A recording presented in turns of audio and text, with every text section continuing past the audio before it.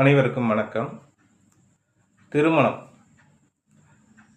எந்த தசாவில் நடைபெறும் அப்படின்றது குழப்பமாகவே இருக்கும். திருமணம் நடக்கிறதுக்கு சனி பகவானும் சுக்கிர பகவானும் முக்கிய பங்கு வகிக்கிறாங்கன்னு நம்ம சொல்கிறோம். சனியும் சுக்கிரனும் எந்த விதத்திலும் தீங்கு பெறாமல், அதாவது வலுவாக இருந்தாங்கன்னா அவங்களுக்கு இளம் வயதிலே திருமணம் நடந்துடும் அப்படின்னு சொல்கிறோம்.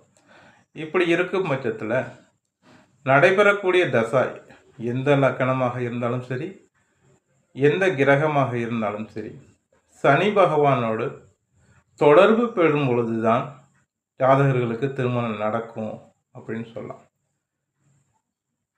ஏன்னு கேட்டிங்கன்னா, சனி பகவான் தான் கர்மகாரகன் அப்படின்னு நம்ம சொல்கிறோம். அவர் இல்லாமல் எந்த ஒரு செயலும் நடைபெறாதுன்னு நம்ம சொல்கிறோம். காரணம் என்னன்னு கேட்டிங்கன்னா, தசா, புத்தி, அந்தரம், சூட்சமம், பிரணவம் அப்படின்னு 5 இருக்குது இல்லையா? இதில் எந்த ஒரு புது நிகழ்வும் ஒரு ஜாதகருக்கு நிகழ்ந்ததுன்னா அதில் சனி பகவானோட பங்குன்றது இருக்கும். காலபுருஷ தத்துவப்படி 11ஆம் பாவகன்றது அந்த ஜாதகருடைய ஆசைகளை நிறைவேறக்கூடிய பாவகம்னு நம்ம சொல்லுவோம். அதற்கு சனி பகவான் தான் அதிபதியாக இருக்கிறாரு. ஆக நம்மளோட ஆசாபாசங்கள் அனைத்தும் நிறைவேற வேண்டும் என்றால் சனி பகவானோட பங்குன்றது முக்கியமாக இருக்குது.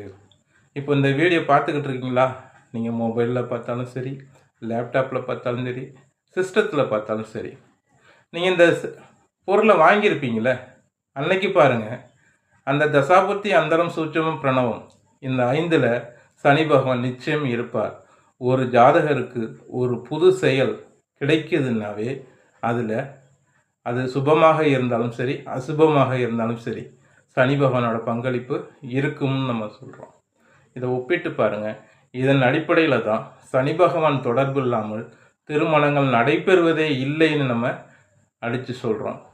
நீங்களும் உங்களோட திருமணங்கள் நடைபெற்றதை ஒப்பிட்டு பாருங்கள். உங்கள் குழந்தைகளுக்கும் இதேபோல் சனி பகவானோடும் தசாபுத்தியும் தொடர்பெறும் காலத்தில் தான் திருமணங்கள் நடைபெறும் அப்படின்னு சொல்லலாம். நன்றி, வணக்கம்.